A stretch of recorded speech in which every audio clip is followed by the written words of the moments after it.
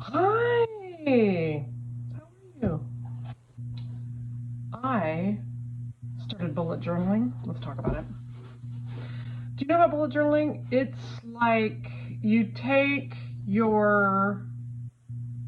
Wait, hi, I'm Ginger. Okay. You take your, like, diary. I'm not saying I have one. Your diary, your calendar, your weird list of to-dos, which is like a subset. There's the list of to-dos on your phone, the list of your to-dos on like a million pieces of paper and a napkin on the back of your hand. You take all those lists and journals and entries. At one point I had a separate gardening journal.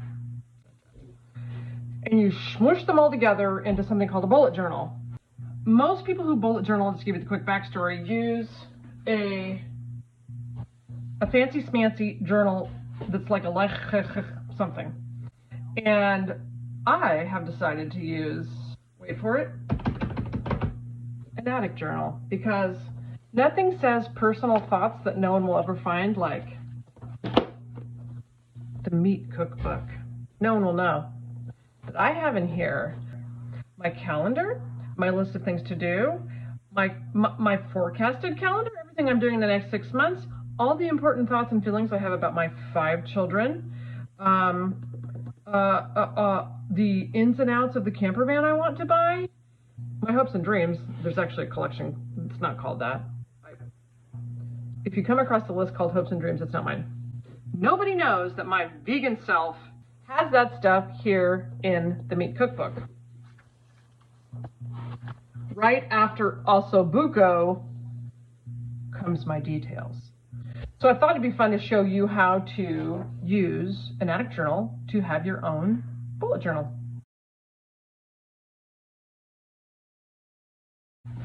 So I'm going to show you the index first, but it's not going to make sense until later, to be really honest with you. The index of a bullet journal is what makes it possible to have everything that you write just happen in the order that you write it. Maybe you've had journals before where you try to go, okay, I'm going to do my thoughts and dreams here, and then I'm going to put like a sticky note here, and then this section will be for recipe. What the bullet journaling allows you to do is to just have one page about the bills you need to pay, and then the next page you're writing about your recipes, and then the next page you're writing about your camper van. The index is what keeps track of what's what. There's my index. It's empty. It means nothing to you yet. We write it first, we figure it out later. So kind of the second chunk that we're going to do is the month. Okay. So the monthly overview is 2 pages wide. You put the month at the top, you write 6 individual months, and then you give yourself a sense of the big things that are coming up. So you start with the next 6 months. So I'm going to draw September up here at the top. See, I like to do September because I'm that way. And then I'm going to put some fancy brackets around there, and then later I'm going to color that orange. And then I'm going to write September, you with me?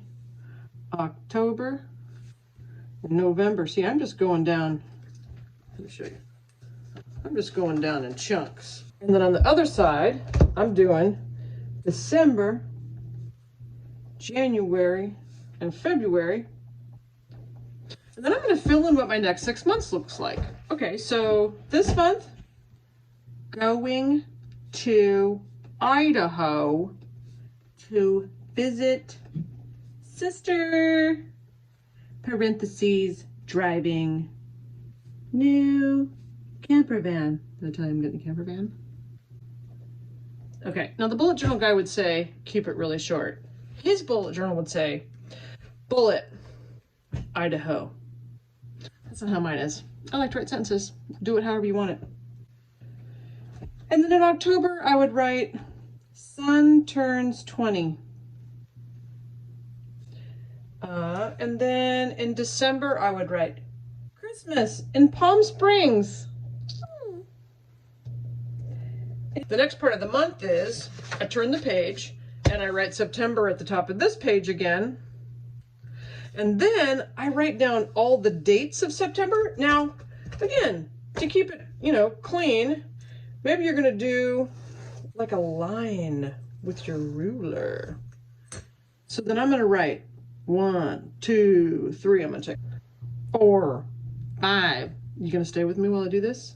So, and then what I do is I write in which day is Saturday and Sunday. Some people like to write every single day, but I just want to know when the weekends are. And this is where you're gonna write down what your whole month looks like one day at a time. So no, you're gonna do that. You get the idea. Then to the right of that page, this is your September list, capital L list. The thing about this is like a master to-do list, is that anytime I think of anything randomly, I just put it here. Right? It's really honestly like anything that comes to my mind that I'm like, I cannot forget that. And you don't have to worry on this big master list, whether it's a big thing or a small thing. I might say, so I'm also researching, there's a theme here, isn't it? Research camper van for Jane.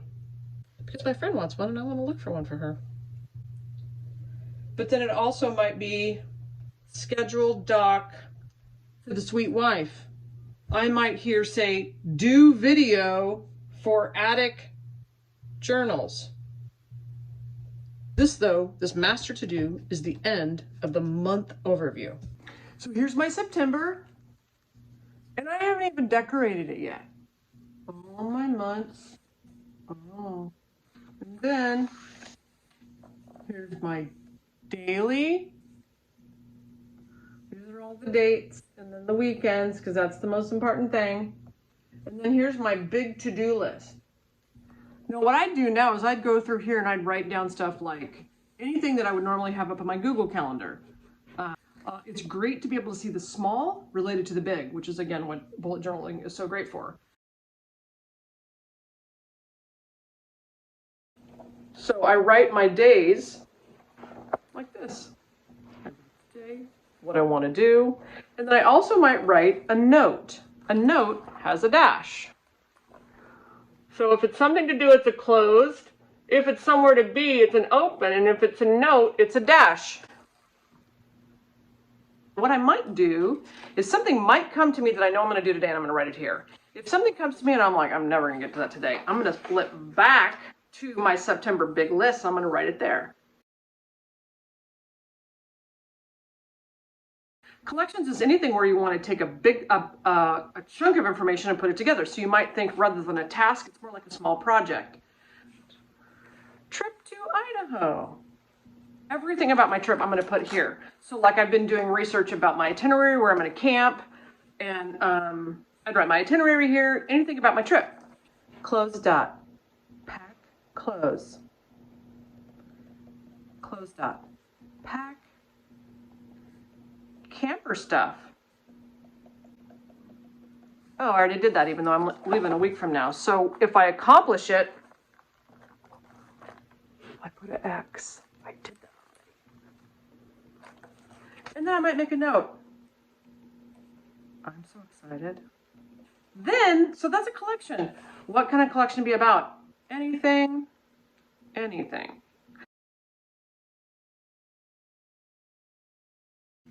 The three other things are this. A, fill in your index. So here's how our index works. We're going to go back to the index. Gosh, and now what I do is I write down what pages were on, what pages I wrote those things on. Oh, 8th part. Here's the thing that expensive journal that's not made out of recycled materials and isn't as cool has automatically that we're going to need to add, and that is page numbers. That seems like a pain. It's not that big of a pain. It's fun to write numbers. You don't have to do this ahead of time. Just number the pages as you go. 1, 2. So I notice here that my September chunk starts on page 2. So I go back to my index. Oh, please.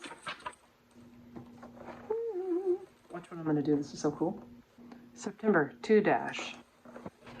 There's a really nice sense of ritual about this. I use my bullet journal in a daily way to check to see what I'm going to do. I may or may not use it every day. But on a day when I actually want to get anything done, I use it. And then also in a monthly way. So I'll sit down at the beginning of the month.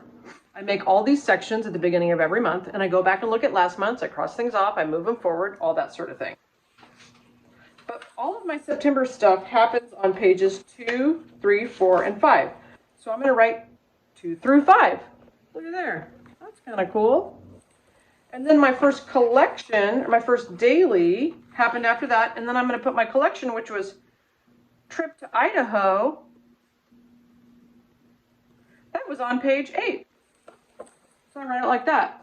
So as my collections build, I'm just adding page numbers here so that later on, I might write about Idaho later on down the line. There might be another page. So I might put 8 and 16. And then I'll know that those are on the pages that I wrote about Idaho. So you see, it's really cool. The index is actually the heartbeat, if you would, to a bullet journal. Are you sure you can use an edit journal to do this? Yes, fool. It's a journal. You can use it. You're going to maybe want a ruler. You're going to want to number the pages. Just do it as you go. There's really nothing else keeping you. Those tiny dots on the other expensive one, they don't do anything for bullet journaling except make you feel like you're writing on a page with dots. That's all. You can just add your dots with pencil. I mean, I guess if you really want the dots. I mean, you could. Are you cooking meat? No, I'm a vegan. These are my thoughts. Don't tell nobody that they're hiding in here. Good luck, you guys. It's fun to talk to you. I'm gonna